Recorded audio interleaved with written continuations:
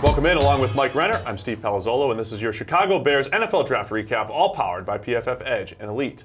All right, not much to talk about with the Chicago Bears. They didn't have a pick until number 87, the overall third rounder. They traded up to number 73 to get one of our favorite players in running back David Montgomery out of Iowa State, but of course, it's a running back, so we don't get that excited about it. Yeah, the Bears didn't really have too many needs that they had to address going into this draft, and so they go 2-1 in the running back position after losing Jordan Howard, but it seemed like a sort of immediate move. It's a move that's going to make them better this year, but maybe not necessarily a long-term move that's going to have pay dividends in the future. Montgomery, though, can't argue with the talent level, had the PFF record for broken tackles in a season this past year with 99. He is as elusive a running back as it gets, and that translates from college to the NFL very well. I have faith in him breaking tackles at the NFL level, so you got a good one. We're not going to argue with if you were going to take a running back there, Montgomery should have been your guy. He came off the board about where we said. He was number 79 on our board. They get him at 73. He did set the PFF record, 99 forced missed tackles last year, his two-year total, over 170. Absolutely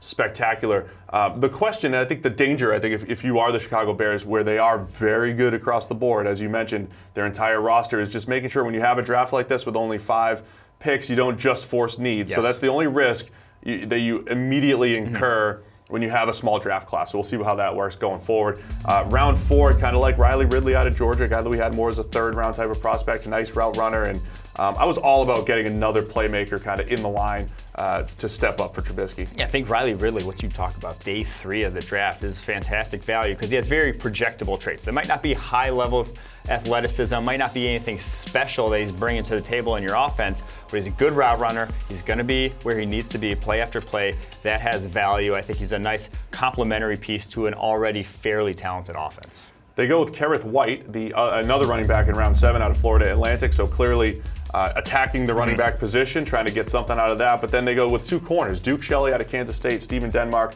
out of Valdosta State, 2 very different players. But again, I like the positional value that they're trying to achieve there in round 6 and 7. Yeah, no more Bryce Callahan. Duke Shelley profiles to a slot cornerback at the NFL level. He is not going to hold up outside with his size, with his speed. He is going to play the slot there. And so I think in the 6th round, if you can go get a slot cornerback, and Shelley had a 90-plus coverage grade for us last year. He has the instincts for the cornerback position. I think that was one of the better picks you can make there that late, considering that slot's still in need really with Buster Skrine, not in our opinion being the answer at cornerback. There you have it. It's your Chicago Bears NFL Draft Recap. They hit on some needs at running back and a few upside picks at cornerback. It's all been powered by PFF Edge and Elite.